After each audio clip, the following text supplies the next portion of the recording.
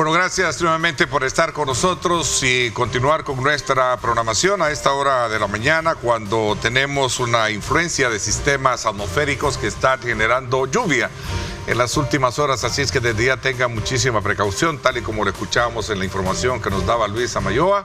En el informe de clima, pues tenemos remanentes de lluvia en varias partes del territorio nacional, mucha humedad y por supuesto también el llamado para que tenga precaución a la hora de desplazarse por nuestras calles. A las 6:31 vamos de inmediato a hacer un análisis sobre el estado fiscal de nuestro país en el contexto de los 4 años de gobierno del presidente Nayib Bukele. Vamos a hablar acerca de cómo está el tema de la recaudación fiscal que corresponde al año pasado, que por cierto hoy en mayo concluyó ya las declaraciones. Y también vamos a hablar acerca de las relaciones y las negociaciones con el Fondo Monetario, entre otros aspectos importantes relacionados con la Hacienda.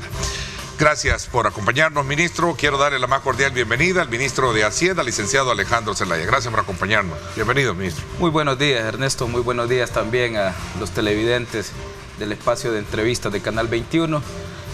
Pues muy contento de estar contigo en esta pues fresca mañana de martes, para que analicemos y hablemos un poco del estado fiscal de nuestro país. Bueno, hoy en mayo finalizó el periodo ya para hacer las declaraciones. ¿Cuáles son las expectativas de recaudación, ministro?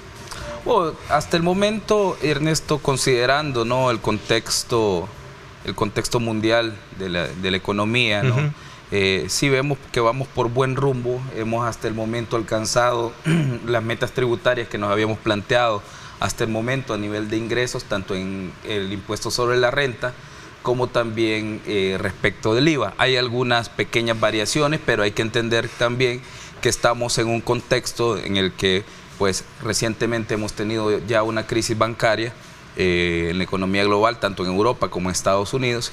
Esto pues sin duda tiene una afectación directa sobre la economía salvadoreña, pero hasta el momento pues hemos recaudado el monto que habíamos programado hasta el 28 de mayo, que más o menos asciende a 3.114 millones, ¿no? Entonces, hasta el momento, los 3.114 millones se recaudaron y eso pues fija, digamos, un cumplimiento total de la meta para lo presupuestado de este año. Respecto del año anterior, pues hemos tenido un leve incremento, no es algo sustancial, pero que no pasa pues de un 5% respecto de lo que nosotros habíamos recaudado el año pasado. Entonces no consideramos que sea una meta pues que tenga un diferencial tan alto, pero hay que entender también, Ernesto, que el año 2021, cuando sobre todo en el impuesto sobre la renta el impacto es mayor en la recaudación para el año 2021, porque efectivamente veníamos también de un periodo en el que la economía recibió estímulos, entiéndase FIRA Empresa, a través de Bandesal, sí, ¿no? Financiamos buena parte de la recuperación económica y esta pues tiene un efecto directo también en la recaudación, ¿no?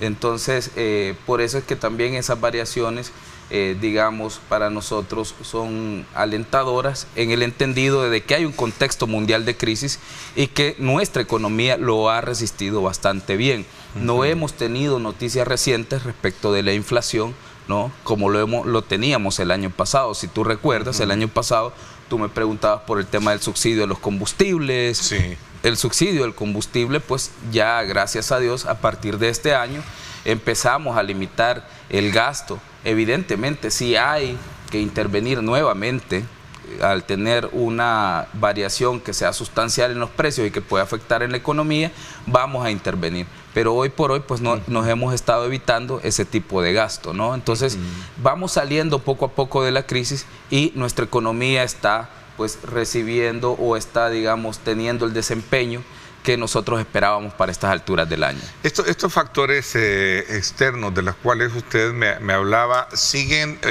a la fecha, digamos, teniendo el efecto entonces? Sí, de hecho nosotros estamos constantemente monitoreando, ¿no? Estamos constantemente monitoreando. Hoy por hoy, digamos, el tema de los combustibles, sí, y de algunos recursos naturales que no produce nuestro país, como gas natural, entre otros, no es algo que nos esté afectando a nivel económico en este momento. Sin embargo, habrán otros factores que sí lo están haciendo.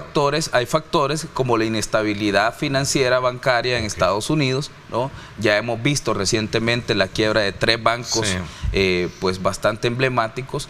Vimos digamos, caer a alguien que nunca pensábamos o pensamos que podía caer, ¿no? En este caso Credit Suisse, que es uno de los bancos más grandes del mundo, ¿no? Y que arrastró con ello a muchos de los bancos estadounidenses, ¿no? Entonces esa inestabilidad evidentemente tiene un impacto también en los precios de algunos títulos bursátiles que luego se corren hacia la economía real, ¿no?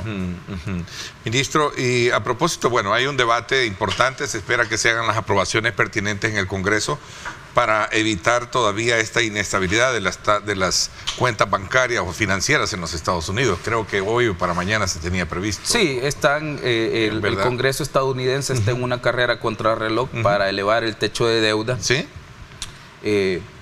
Pues pareciera que las calificadoras de riesgo también le dieron un ultimátum con bajar su calificación crediticia si no llegaban a un acuerdo en el Congreso. Normalmente le sucede, ¿no? Ellos tienen un tipo de límite de la deuda que tienen que ir pues constantemente a renegociar al Congreso y así evitar un paro técnico del gobierno. Es algo que ya ha sucedido en años anteriores.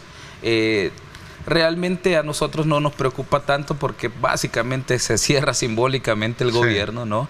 Pero algunos servicios vitales de parte del gobierno estadounidense se siguen brindando. Entonces se cierra simbólicamente algunas oficinas y normalmente, Ernesto, ellos siempre llegan a un acuerdo, ¿no? Lo que sí preocupa es que no corresponde, digamos, el techo de deuda que se está levantando para el desempeño también de la economía real. Entonces hay que hacer un balance entre el desempeño de la economía real estadounidense y también aquellas aprobaciones en materia de estándares financieros que ellos tienen, ¿no? Entonces, pareciera que hay algunas reglas fiscales que se van a autoimponer a partir de la negociación que tengan republicanos y demócratas en el Congreso, y a partir de eso, pues nosotros estaremos expectantes porque sabemos que también si ya de por sí Estados Unidos es una economía que tiene una influencia directa sobre la economía global, ¿no? Sobre nuestra economía, que somos una economía dolarizada, pues la afectación que tiene pues es mucho más directa que en otros países. Ministro, y hablando precisamente sobre el tema relacionado con las calificadoras, tenemos nosotros una buena ponderación tras lo que hemos tenido como pláticas recientes con estos organismos. Sí, de hecho Standard & Poor's y también Fitch Rating acaban de hacer un upgrade de calificación para El Salvador. Nosotros estamos constantemente con ellos proveyendo la información de nuestras cuentas fiscales, del desempeño. Creo que también los logros en materia de seguridad han tenido impacto directo y positivo sobre el desempeño económico de nuestro país. Y esto evidentemente pues les augura tanto a las calificadoras de riesgo como también a los otros actores del mercado de que El Salvador va a seguir la ruta de la sostenibilidad fiscal. También han visto con muy buenos ojos, ¿no?, los pagos anticipados que nosotros hemos hecho de la deuda. Se hizo el pago del bono 2 operaciones 2023, fueron, ¿verdad? 2 operaciones en las que nos ahorramos 288 millones el año pasado, y también con eso adelantamos el pago del vencimiento del bono 2023. Yo recuerdo, Ernesto, que durante básicamente los 3 años de gobierno del presidente Bukele, ahora ya estamos muy próximos este día jueves a cumplir 4, pero básicamente durante 3 años de gobierno mantuvieron constantemente un discurso de tergiversación y de calamidad pública respecto de qué es lo que iba a suceder con el pago del bono 2023.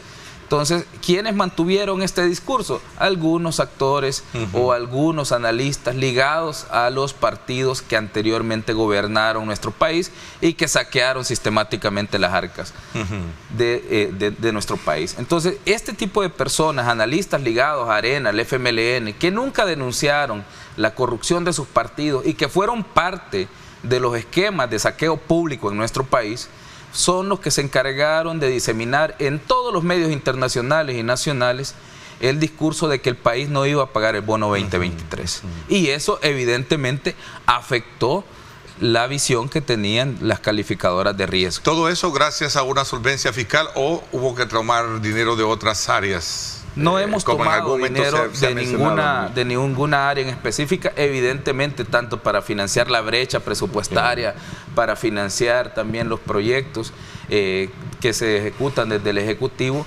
Nosotros tenemos que recurrir a algunas fuentes de financiamiento, ¿no? Entiéndase organismos multilaterales como Banco Mundial, BID, la CAF y el BESIE. Estos 4 multilaterales básicamente han apoyado al país en su estrategia de inversión pública y también en su estrategia de estabilización de las finanzas públicas.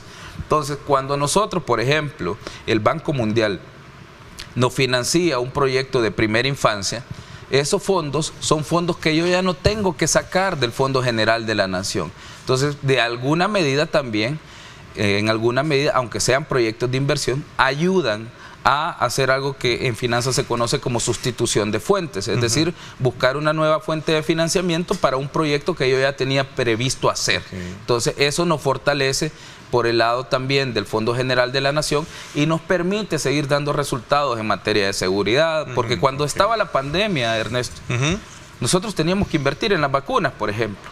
Hoy, el gasto que yo tengo en vacunas es mucho menor que lo que teníamos en el año 2020, porque había que comprar la vacuna contra COVID, ¿no? Sí. Entonces, solo la primera operación fueron 100 millones en vacunas. Entonces, nosotros ahora ya no nos gastamos esa cantidad porque ya no estamos en emergencia. Ya está en disponibilidad.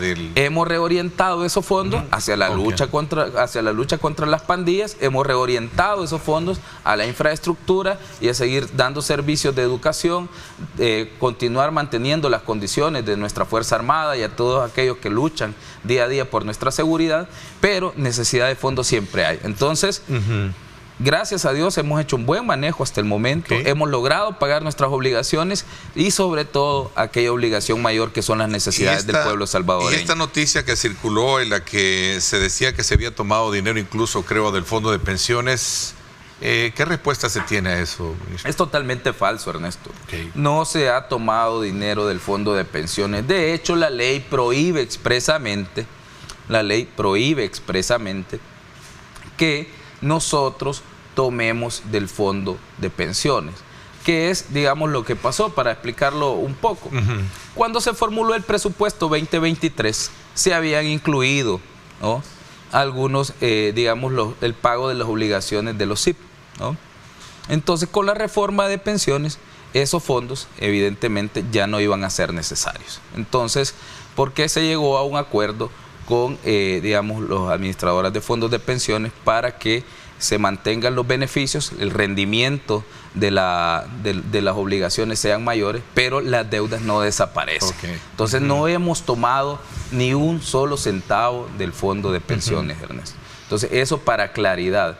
Entonces, ¿de dónde se tomaron, digamos, fondos para pagar todas las obligaciones que tenemos? Porque no solo son el bono 2023, nos ahorramos cerca de 300 millones en la recompra de bonos. Evidentemente se repartió entre los dos bonos, 2025 y 2023, pero al tener este tipo de ahorros, obtener financiamiento para proyectos que nosotros ya teníamos priorizados o que ya habíamos visualizado que íbamos a ejecutar, entonces eso nos da cierta libertad de caja para poder pagar todas nuestras obligaciones. Entonces, ¿cuál ha sido, digamos, el problema para algunos de los analistas? Que dijeron tanto que no íbamos a pagar el bono 2023, que cuando lo pagamos tenían que inventarse una historia, ¿no?, de que habíamos sacado el fondo de no se sabe de dónde. De hecho, creo que los primeros días cuando pagamos el bono, yo estuve contigo. Sí, recuerdo. Y había un rumor que no se sabía de dónde se habían sacado. Decían que los habíamos sacado de las reservas internacionales en ese momento, del Banco Central de Reserva, algo que era totalmente falso. Luego no les pegó esa mentira, entonces empezaron a decir que los habíamos sacado, pues, del fondo de pensiones, algo que categóricamente digo en este momento es falso. Entonces también decían que lo habíamos sacado de las pensiones de los veteranos. Algo que nosotros también nunca hemos hecho tampoco, porque tampoco es que los veteranos tengan un fondo de inversión, ¿verdad? Con disponibilidad de ir a sacar. Lo que tienen son asignaciones presupuestarias y yo tengo que ir a buscar la recaudación para después pagar esas obligaciones presupuestarias. Entonces, a veces para algunos, pues, pareciera que son tan ingenuos en esto, que creen que asignaciones presupuestarias pues terminan siendo dinero líquido. Y agarrarlo así nomás. El fondo de pensiones es intocable. De hecho, por ley, ya usted lo decía que no puede serlo, ¿no? Por ley no se puede tocar y no lo vamos a hacer por el compromiso que nosotros tenemos también con todos los cotizantes del sistema. Entonces eso me lleva a comprender y a entender que me quiere decir que tenemos una solvencia fiscal aceptable en el país. Hemos cumplido con todas nuestras obligaciones. Evidentemente no te puedo decir, Ernesto, que somos países totalmente avanzados, con superávit. Esa es nuestra proyección. Rico en producción, no para hablar de... No tenemos commodities con cuales fortalecer la parte de los ingresos, entiéndase petróleo, oro, entre otras materias primas que se podrían vender en el mercado internacional, pero lastimosamente nuestro país no los tiene. Entonces, ¿qué es lo que debemos hacer? Una adecuada gestión de los ingresos tributarios, una adecuada política de inversión para que nuestro Producto Interno Bruto siga creciendo y ser muy austeros por la parte del gasto corriente, ¿no? Para que esto pues pueda permitir que nosotros tengamos cierto margen de maniobra para cumplir con las obligaciones que tenemos como gobierno. Y en el caso de inversión, ¿las proyecciones han sido positivas? Sí, de hecho hemos atraído inversión. Creo que todo el pueblo salvadoreño puede ver cómo nuestros índices en materia de turismo han crecido año con año. Creemos que desde la llegada del presidente Bukele al gobierno, creo que el país ha tenido un cambio drástico en materia de cómo lo ven los inversionistas hacia afuera, sobre todo en el tema de seguridad, Ernesto, porque ¿cómo poder ir a un país a invertir cuando tenés el miedo de que no solo no tenés, digamos, la seguridad jurídica que ahora tenemos, sino que también te pueden matar? Y ese era el país que nosotros teníamos, un país en el que el empresario no debía de preocuparse tan solo por los rendimientos que tuvieran sus inversiones, ¿no? sino que también por su seguridad física, porque lo podían matar. Entonces hemos tenido un cambio radical. De hecho, hoy es la inauguración de uno de los torneos clasificatorios a los Juegos Olímpicos, uno de los torneos más importantes. Entiendo que vienen 68 delegaciones, 68 delegaciones para un torneo de la ISA o de la Federación Internacional de Surf, o la Asociación Internacional de Surf. Es una delegación bastante grande, o un número de delegaciones muy alto. De hecho, entiendo, o según comentaba nuestra ministra de Turismo, entiendo que es la mayor cantidad de delegaciones logradas para un torneo de la ISA. Así que este día empieza en la costa salvadoreña un torneo de altísimo nivel de surf. Y me quiere decir que todo eso se logra gracias a la apuesta estratégica que se hace en la promoción de un rubro importante, pero también el tema de seguridad. Claro, como lo decía el presidente, las olas han estado ahí siempre, pero la promoción turística que nosotros hemos tenido, el hecho de tener la infraestructura básica para recibir a los atletas, la organización, ¿no? Ir a buscar, el clima de seguridad, que es lo más importante, ir a buscar a estos organismos y sobre todo ofrecerles ese clima de seguridad que no solo tiene un impacto en el turismo, sino también en la economía diaria de todos los salvadoreños. O sea, ¿quién no ha visto cómo en su colonia, a partir del retiro de todos los pandilleros, cuando se empezaron a extraer, quién no ha visto cómo han empezado a surgir pequeños negocios locales? O sea, pupuserías, cada emprendimiento que surge es dinamización de nuestra economía, Ernesto, y creo que es algo que en los 4 años de gobierno es un logro pues que no se puede ocultar por ninguno de los actores de la oposición. Esto me lleva a pensar, ministro, de que el tema de la inversión pública ha sido promisorio, ha sido lo más importante y el resultado está a la vista, ¿verdad? El tema de que, por cierto, hace poco hubo una reorientación o un refuerzo para apoyar a la Fuerza Armada en la compra de vehículos tácticos, ¿no? Sí, incorporamos 3.5 millones. Yo he visto como también algunos miembros de la oposición han salido a magnificar, ¿no? Decir que tanto presupuesto para seguridad. Bueno, de hecho hemos visto al presidente de Arena muchas veces decir de la seguridad no se come, después dice ya aburren con la seguridad o ya rayan con lo de la seguridad. Hombre, la verdad es que a este tipo de personas les molesta que nosotros sigamos invirtiendo en seguridad porque tienen una lógica perversa. Ellos quieren que el gobierno falle para poder señalar fallos dentro de la administración del presidente Bukele y de esa forma capitalizar votos electoralmente. O sea, una lógica bastante perversa, ¿no? Y pues desde mi punto de vista bastante pusilánime con su país. Uno no puede esperar que para que le vaya mal al gobierno deben haber muertos en las calles, que es lo que algunos quisieran. Entonces nosotros vamos a seguir invirtiendo en seguridad. Ernesto, sabemos que el pueblo salvadoreño avala nuestras estrategias, los resultados están ahí, el número de homicidios se ha reducido sustancialmente, el número de otro tipo de crímenes como la extorsión, entre otros, ha reducido sustancialmente y sobre todo, Ernesto, creo que el sistema de compensación social de nuestro país se ha restablecido, es decir, aquel que se porta bien, aquel que tiene un emprendimiento, aquel que estudia, aquel que trabaja constantemente, tiene las oportunidades que su propio esfuerzo le da. Algo que no sucedía en el pasado, porque quienes tenían este tipo de oportunidades, ¿no?, de seguir creciendo eran los malandros, los que estaban ahí esperando a los hipotes que iban para la universidad y que los extorsionaba. Ellos eran los que dominaban los territorios y por ende pues ellos eran los que habían roto el sistema de compensación social en nuestro país. Así que creo que ese es uno de los logros más grandes que hemos tenido, sentar el precedente de que a las personas que hagan cosas malas les suceden cosas malas. A ver, una de las principales obviamente misiones, metas o roles que tiene el Ministerio de Hacienda es obviamente trabajar por el tema de la recaudación y velar porque los fondos estén bien colocados, ¿no? Es decir, bien administrados. Y usted hablaba del tema de la austeridad. A 4 años del gobierno del presidente Nayib Bukele, ¿bajo qué categoría o cómo se puede categorizar el tema de la austeridad? Porque es uno de los puntos que la oposición cuestiona mucho. Mira, Ernesto, yo he visto cómo también el discurso de la austeridad, ¿no?, se vuelve también bien baladío, bien banal, o sea, algo muy simplista, ¿no? Yo vi cómo durante toda la administración del presidente Sánchez Serén se ponía como uno de los principales logros el tema de austeridad. Nosotros, si tú lo quieres ver así, no es una de nuestras banderas. ¿Por qué? Porque en nuestro país, primero, el sueldo de nuestros policías era casi que una miseria. Tuvimos que incrementar el sueldo de nuestros policías. Incrementamos el sueldo de nuestros miembros de la Fuerza Armada porque tienen que salir a defendernos y no van a arriesgar su vida por los sueldos que ellos recibían durante la administración del presidente Sánchez Serén o de la administración del presidente Funes. También los sueldos de los maestros. Tuvimos que contratar médicos porque nuestro sistema de salud incluso todavía mantiene algunas deficiencias que debemos seguir mejorando constantemente. ¿Dónde nosotros hemos recortado? En aquellas instituciones que ya no eran necesarias para la vida del Estado. Entonces, un Consejo Nacional de Energía, por ejemplo.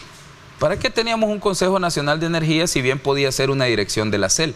Entonces, es lo que nosotros hicimos, juntarlos. La DIGESTI, que era una institución por separado.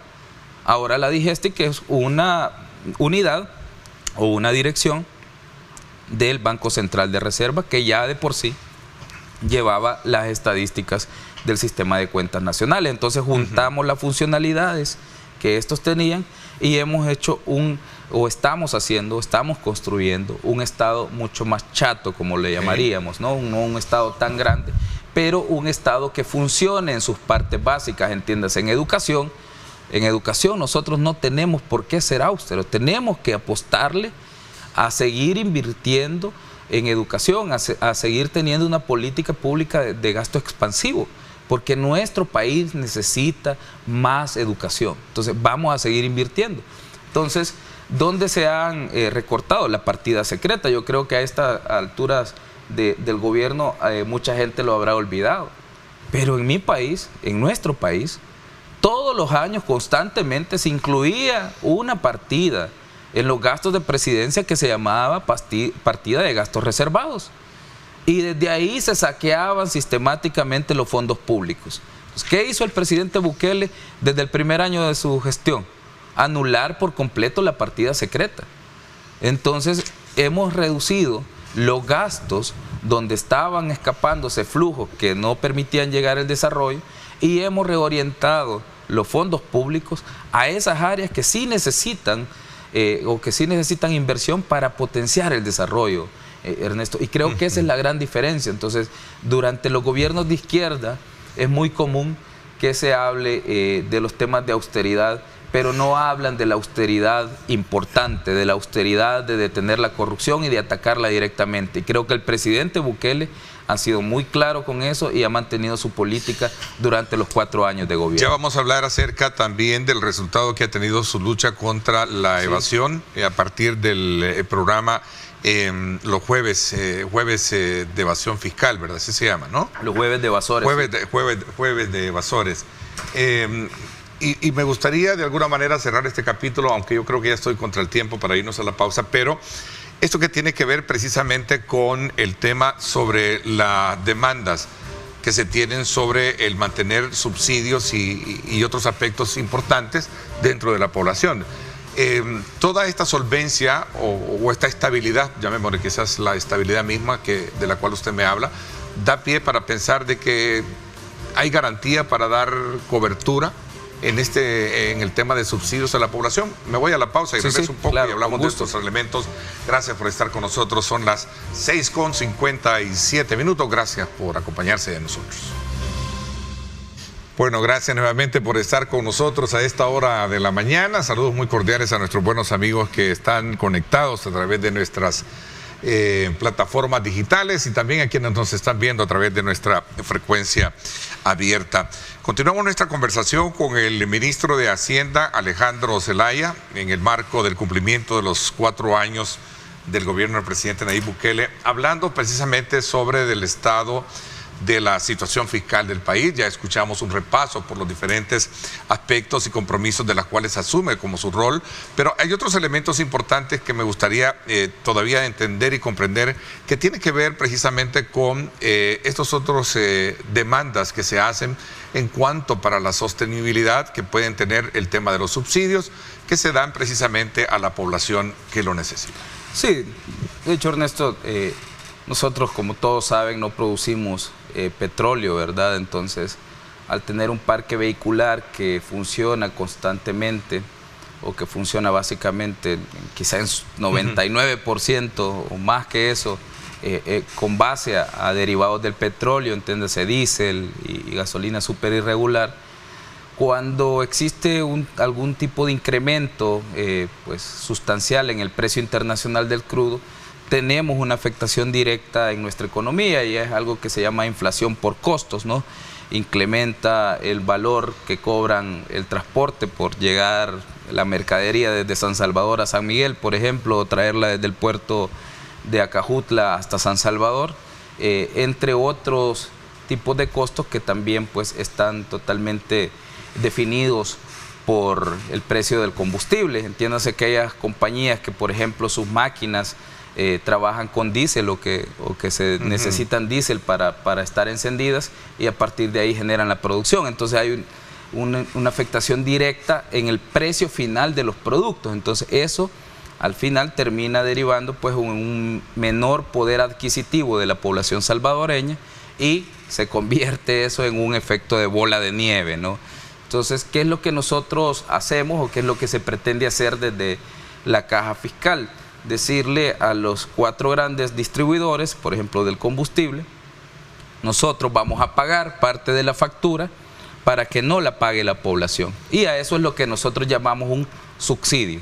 Básicamente es pagar por cuenta del pueblo o por cuenta de la economía el valor diferencial para que esto no se convierta en una crisis de inflación, ¿no? Sí. Y que la población no pierda su poder adquisitivo. Ningún gobierno tiene, digamos, una planificación de cuándo van a llegar las crisis financieras.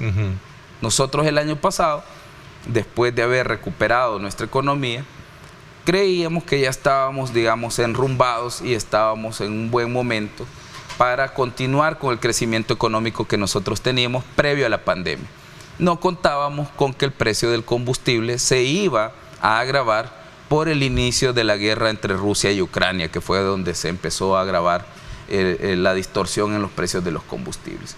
Entonces, ante este evento que no podemos controlar nosotros como gobierno, tuvimos que salir con un subsidio y financiamos cerca de 500 millones durante todo el año para que la población pues no tuviera una afectación. Entonces, en este momento nosotros estamos preparados, siempre tenemos algún tipo de gastos contingentes, es decir, digamos, tenemos estrategia o tenemos algunos fondos que siempre están ahí. También hemos contratado créditos contingentes con algunos organismos multilaterales, no solo para el tema de los subsidios y para las crisis que pudieran venir, sino también para efectos climatológicos que también pueden tener un golpe sustancial en nuestra población. Imagínate que Dios no lo quiera, el invierno normalmente siempre nos trae ahora tormentas complicadas, ¿no? Y cuando eso sucede, el gobierno tiene que salir también a atender ese tipo de emergencias. Así que estamos preparados, Ernesto, para la atención de las emergencias y también para atender las crisis económicas que también se pudieran venir. Ok, recaudación, medidas de austeridad y, bueno, también su lucha por el tema de la evasión y la ilusión fiscal. ¿Resultados de los jueves de evasores, ministro? Sí, bueno, Ernesto, mira, nosotros en el país siempre, como dije, escuchamos que aquí se perdían alrededor de 2.000 millones en impuestos al año.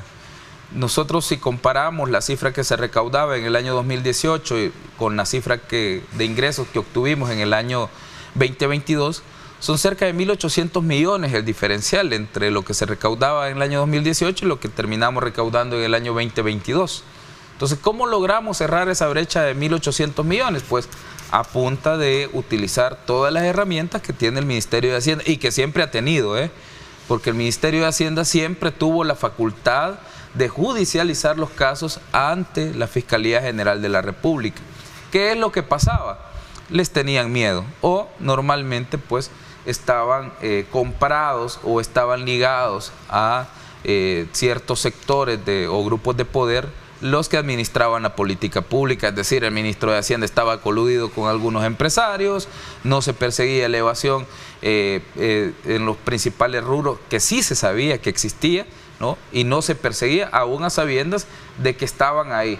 Nosotros hemos llevado 179 casos ante la Fiscalía General de la República, es un monto de 175 millones los que nosotros hemos presentado, solo nosotros en avisos a la Fiscalía General de la República, más las amnistías, más otro tipo de estrategias que son parte también del plan antievasión. Con eso nosotros hemos pues recuperado e identificado alrededor de 1.200 millones que no se tenían. Eso es solo parte del plan antievasión, ¿no? Entonces por ahí es que hemos ido cerrando la brecha. Inicialmente, tal vez mucha gente no lo recuerde ahora, pero inicialmente se nos criticó, se nos dijo que con esto íbamos a ahuyentar la inversión privada, que íbamos a generar mayor evasión porque los empresarios formales ya no se iban a hacer informales y otra sarta de mentiras que se inventaron algunos analistas. Pero creo, Ernesto, que el tiempo nos ha dado la razón y creo que también le ha dado, digamos, su golpe de realidad a estas personas, en el sentido de que no pueden ya distorsionar la realidad como lo hacían antes. Sin embargo, la carga tributaria nuestra es bastante alta. Somos uno de los países que más recauda respecto de PIB. Tampoco es al hacer este tipo de comparación, no, andamos en la media. Andamos cerca de un 20%. Okay. Los países nórdicos tienen tasas de impuestos del 50%. Obviamente, no, pero a nivel de Centroamérica. A nivel de Centroamérica, nosotros estamos más o menos en la media, Ernesto. Andamos entre un 20-21%. Somos los que más recaudamos respecto al PIB en cuanto a valores absolutos. Pero la carga tributaria, entiéndase como el porcentaje de todos los tributos, ¿no? Mezclado el IVA, la renta y todo, cuánto pagas ¿no? de tus ingresos totales, cuánto realmente se te va en el tema de impuestos. Lo hacía en comparativo de lo que realmente también está el tema de la evasión, que obviamente si hay evasión, de ahí se saca también dinero para poder de alguna manera compensar lo que a lo mejor no se puede pagar. Por eso es que si somos de los que más recaudamos, a pesar de que los porcentajes de carga tributaria hacia las personas no han incrementado. Nosotros no hemos tenido incremento en los impuestos, pero sí nos ha incrementado la recaudación. O sea, yo no te cobro más IVA, no te cobro más impuestos sobre la renta, pero sí incrementa el monto de lo recaudado porque hay personas que no pagaban sus impuestos y es de ahí de donde empieza a incrementar. Por eso es que sí somos los que más recaudamos en América Latina respecto de nuestro Producto Interno Bruto, pero no somos la tasa más alta en cuanto de carga tributaria, ¿no? Okay.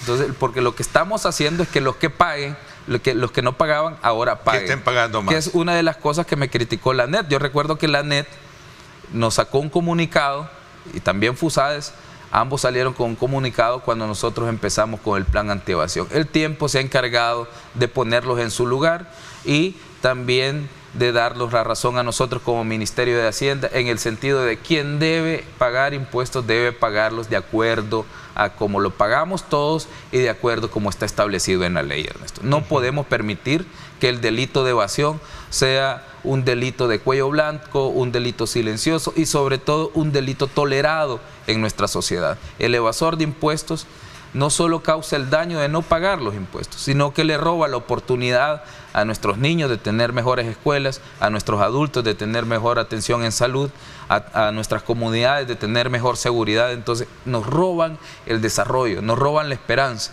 Y creo que ese es el mensaje más fuerte y el mensaje primordial del plan antievasión. No vamos a tolerar delitos de cuello blanco solo porque se enmascaran detrás pues de la fachada de ser empresarios o de ser inversionistas. Vamos a perseguir a todos aquellos que están fuera del margen de la ley. Ministro, este tema relacionado con la evasión y la ilusión obviamente son los portillos que en algún momento se están atacando de manera directa. ¿Qué alcances tiene el poder de alguna manera también cerrar esa brecha de sectores que deberían de pagar y no pagan, que es el sector, sectores informales que manejan cierta, digamos, movimientos de dinero, que ha sido por años quizás una discusión que se ha tenido muy digamos, abierta, pero también muy poco concreta, ¿no? Sí, de hecho, hay gente que cree que la informalidad se puede eliminar por decreto, ¿verdad? Sí. Es algo que eso es imposible. O sea, la informalidad se va, digamos, reduciendo en el día a día y digamos, con base a cómo se mueven las economías. Es decir, en la medida en la que los pequeños empresarios empiezan a crecer, ¿no? Entonces, en esa medida, pues, necesitan irse formalizando porque ya no le pueden vender a todo el mundo sin factura. Entonces los mismos clientes le empiezan a decir, ¿y cuándo me va a dar su factura? Sí. Entonces nosotros como Ministerio de Hacienda no podemos ir a andarle cobrando impuestos a la señora que está con un canasto en el mercado. Por supuesto, sí. Sería básicamente inhumano, no es rentable para el Ministerio de Hacienda perseguir esas pequeñas cosas, ¿no? Pero, ojo, nadie nos va a negar o nadie puede negar que en la Fiscalía General de la República en los últimos meses nosotros hemos presentado constantemente avisos multimillonarios de 3, 4, 5 millones. Que ya no es de un canasto, que ya no es una venta de canasto, ¿no? Eran personas naturales dedicadas a la importación y exportación y comercialización en nuestro país de frutas, verduras y de otros productos que se venden en la tiendona, por ejemplo. Y fuimos por ese tipo de evasores. Entonces hemos golpeado la informalidad donde debemos golpearla, Ernesto. No con el ciudadano más indefenso, no con aquel que está empezando, sino con aquellos que tienen la capacidad contributiva para aportarle al Estado. Porque ese es el principio de la tributación, capacidad contributiva. El que no tiene capacidad contributiva no puede, aunque quiera. Entonces, pero aquellas personas que tienen capacidad contributiva y no lo están haciendo, tienen la obligación no solo legal, sino también moral de contribuir. Y eso es lo que hemos ido a golpear. Entonces, hemos ido, digamos, paso a paso. Yo quisiera tener una varita mágica, como algunos economistas pretenden, ¿no? Y que la informalidad se elimine por completo de la noche a la mañana. Como dije, es un camino lento, paulatino, y en la medida que nuestra economía en general va creciendo también, aquellos informales se van apegando más a la formalidad. ¿Y este tipo de incentivos o movimientos que se van a generar a partir de apoyar toda la revitalización del centro histórico, ministro? Nosotros creemos que el centro histórico de nuestro país, que ya ha tenido una revitalización bastante importante durante la gestión del presidente Bukele como alcalde en la alcaldía de San Salvador, una gestión que tuve, digamos, el honor de acompañar durante la gestión del actual presidente de la alcaldía. Hicimos una revitalización importante, la ha continuado el actual alcalde Mario Durán, a quien mando un saludo. Hemos visto como recientemente también ha habido una dinamización bastante grande en cuanto a turismo y otro tipo de cosas. Para nosotros es importante el centro histórico porque es el corazón de nuestro país, es el corazón de la historia salvadoreña. Y durante mucho tiempo se dejó totalmente abandonado el centro histórico, de tal suerte que lo que teníamos ahí era un caldo de cultivo perfecto para la criminalidad, para la extorsión y para otro montón de crímenes que se cometían. Hemos empezado a poner orden, sacamos a los criminales de las calles y por ende los turistas y la inversión empezó a llegar. Si lo construimos, como dice el viejo adagio, construyelo y ellos vendrán. Entonces hemos empezado durante ya varios años, y digo hemos porque fuimos parte de esta gestión, y hemos continuado durante los años del alcalde Durán con el proceso de revitalización. Muchos inversionistas van a venir, porque las joyas más importantes de las ciudades son los centros históricos. Claro. De hecho, tú vas a cualquier ciudad importante en el mundo y el primer lugar que te llevan es el downtown. Para contratar una oficina, cuando vas a un nuevo país, te llegan a mostrar las oficinas del centro histórico, porque ahí es donde hay más prestigio estar, ¿no? Sucedía todo lo contrario en nuestro país. Creemos que con esta puesta en marcha de algunos incentivos, con la implementación de la autoridad del centro histórico, que va a dar información y facilitar la inversión en el centro, además que va a ayudar también a proponer tasas, reducciones de algunas tasas impositivas para que la inversión sea mucho más factible. Creemos que con eso pues también ese proceso ya, o ese periodo de atracción de inversiones empieza a tomar cara o empieza a tomar vida. Lo primero es revitalizar, reconstruir, y ahora hay que atraer inversión, porque ya empezó a llegar la inversión, pero no ha sido, digamos, sistemáticamente buscada. Es lo que pretendemos ahora también desde esta nueva entidad. ¿Qué tipo de facilitaciones van a tener esta zona? Voy a hacer una pausa y regresamos con más para que un poco ampliemos esto, porque cualquier empresario se estaría preguntando, bueno, voy a hacer una inversión, voy a hacer una compra, pero ¿qué tipo de incentivo voy a tener yo alrededor de ese tema? ¿Parece? Sí. Y otros temas como la facturación electrónica. ¿Cómo está el tema de la facturación electrónica? Vamos a hablar de eso cuando regresemos. Pausa. Bueno, continuamos nuestra conversación con el ministro de Hacienda. Ministro, nos habíamos quedado y nos detuvimos un poco para examinar el tema del centro, y no cabe duda, yo tuve la oportunidad, por cierto, un saludo muy especial a todos ahí, a todos esos empresarios que le han apostado a la revitalización del centro de la capital. El tipo de incentivo, yo como empresario quiero hacer una inversión, uno de los principales, y me lo decía ayer la ministra de Turismo, es apostarle, por ejemplo, a un tema de los parqueos, por ejemplo. Bueno, todos sabemos que el parqueo es importante a la hora de atraer turistas a la zona, ¿no? Sí, de hecho no son las condiciones fiscales las que normalmente mueven al inversionista. A veces los países pretendemos que con solo decretar una exención del impuesto sobre la renta durante 10 años... Sí, pero háblame de incentivos. Va a venir el inversionista. Hay que entender que es un ecosistema completo el que debemos tener, un ecosistema completo que aliente la inversión. ¿Cuándo hay ese ecosistema completo? Cuando tenés financiamiento, ¿no? Es decir, tenés que tener una vinculación entre la autoridad del centro histórico, por ejemplo, y la banca comercial del país, para empezar a que la banca comercial y también la estatal abra líneas de créditos para los empresarios que quieran llegar a invertir al centro histórico. Entonces tenés la gestión, digamos, de la política pública de atracción de inversiones, que en este caso va a ser la autoridad como tal, y tener los incentivos, pero además de eso hay que tener la infraestructura, Ernesto.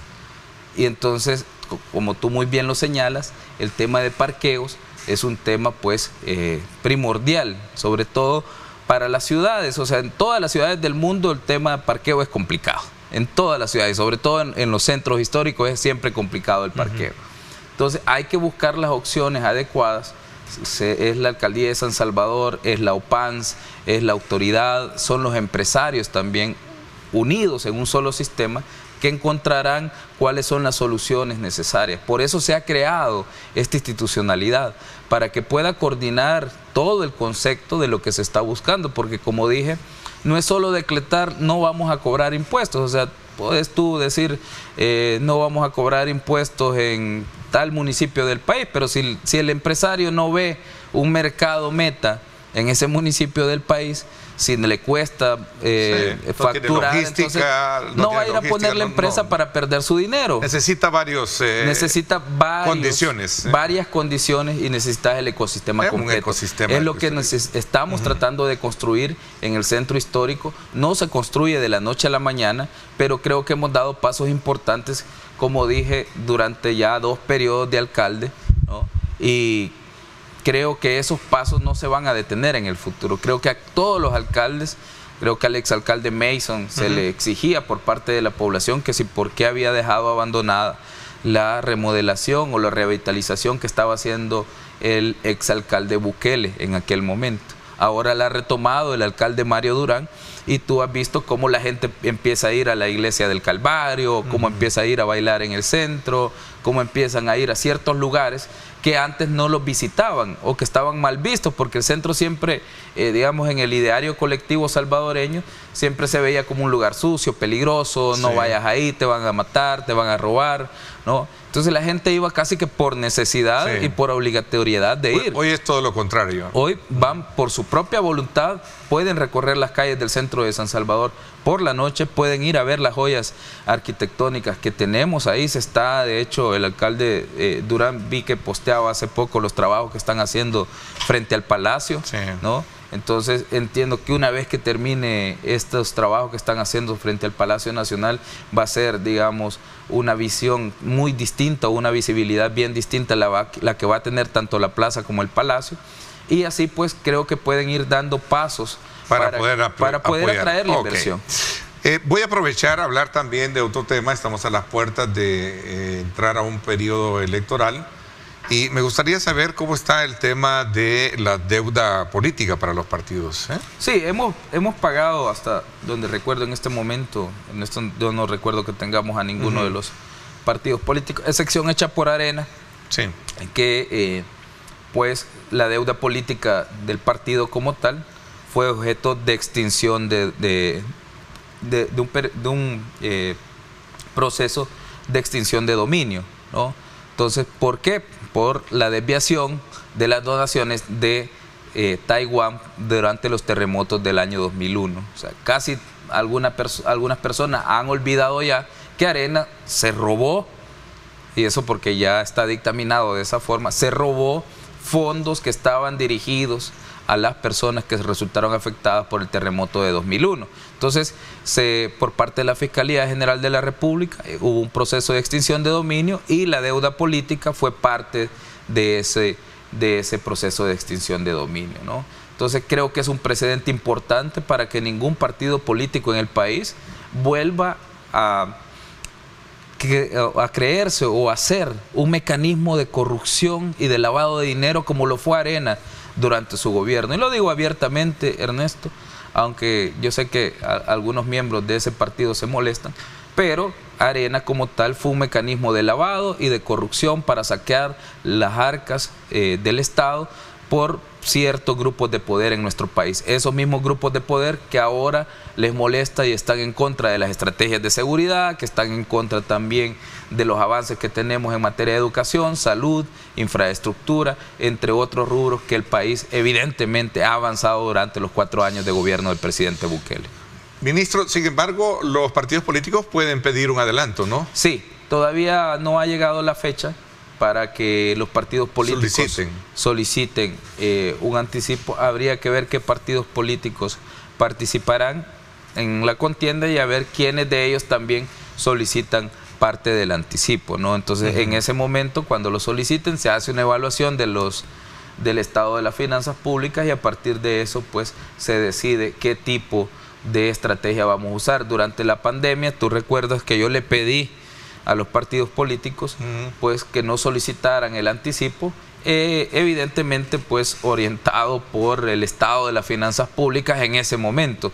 No había recaudación tributaria, no teníamos tampoco aprobaciones en el mismo Congreso por parte de los diputados de la oposición de los créditos que necesitábamos, y esto pues lo que hacía a nosotros era restringirnos mucho más la capacidad que teníamos de pago, y de paso llegaban los partidos políticos a solicitar mi anticipo, o sea, era más, se iba a complicar todavía más la situación, así que por eso en esa ocasión yo pedí que no lo solicitaran. Mire, y este fue un tema que también a la larga de la historia ha sido muy discutido, ¿no? El hecho de los partidos políticos estarles, digamos, dando dinero que realmente pues, representa para ellos una facilidad, pero realmente al final termina siendo discutible el tema, ¿no? Claro, claro, yo creo que es algo para un amplio debate. No soy yo quien ha establecido el mecanismo, tampoco soy yo, digamos, quien establece las bases primordiales para una competencia electoral. Evidentemente mi papel como ministro de Hacienda, Ernesto, es asegurar, dentro del marco legal que tenemos actualmente, asegurar que todos los recursos que legalmente están establecidos, que deben optar los contendientes en una campaña electoral, estén. Entiéndase los fondos del Tribunal Supremo Electoral para asegurar la elección, entiéndase también deuda política. A eso iba el Tribunal Supremo. Si la ley se modifica, ¿sí? Cuando la ley se modifique, entonces yo ya podré... Iba al tema del Tribunal Supremo. ¿Cómo está observando usted todo el manejo? Bueno, a ustedes les compete entregarle el presupuesto. Ya les entregamos el presupuesto de 92 Allá como millones. lo administren ellos, ya no se meten ustedes. ¿Cómo no? Por el tema de la discusión que se generó hoy con el voto en el exterior, por ejemplo. Sí, de hecho, nosotros mantenemos cierto grado de supervisión de los fondos públicos. No somos los entes auditores, evidentemente, pero sí mantenemos cierto grado de supervisión, acompañamos también a las entidades para ver algunos procesos. Hay que recordar que algunos de esos procesos son inversión pública, entonces hay que darle seguimiento a través de la Dirección de Inversión y Crédito Público. Algunos de esos procesos en muchas ocasiones requieren también de que algunos especialistas del Ministerio de Hacienda revisen la documentación de las compras, licitaciones y todo eso, y pues ese es el rol que nosotros jugamos. La responsabilidad de la administración es del Tribunal Supremo Electoral, evidentemente, pero nosotros damos acompañamiento a la ejecución de los fondos para ver cómo van y si necesitan un refuerzo, si les recortamos porque no se han gastado todo. Entonces, hoy por hoy creo que el proceso continúa bajo la misma lógica o va sobre su marcha. Esperemos pues cómo avanza en los próximos días y en qué podemos apoyar al Tribunal Supremo Electoral, porque aquí lo más importante es asegurar que la elección sea una fiesta cívica, Ernesto, y que se respete la voluntad soberana del pueblo salvadoreño. Ministro, ha sido de mucho provecho, como siempre, conversar con usted y saber cómo están las finanzas del Estado. Le agradezco mucho que nos haya acompañado esta mañana en el programa. Gracias, Ernesto, y también gracias a todos los televidentes que se interesan pues en la materia hacendaria, pues como digo siempre, una temática importante para todos los salvadoreños.